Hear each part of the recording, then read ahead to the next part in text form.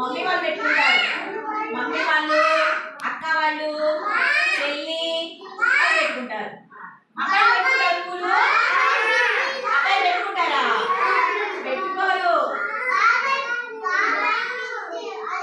సరే, ఈ పువ్వుల్ని మనం ఇంకేం చేస్తాం? తల్లో పెట్టుకుంటాం. ఇంకేం చేస్తాం? మాల పెడతామా? మాల కట్టి ఏం చేస్తాం? తోరణాలు పెట్టుకుంటాం కదా గుమ్మాలకి, ఇంకా దేవుడికి కదా. జాను చామని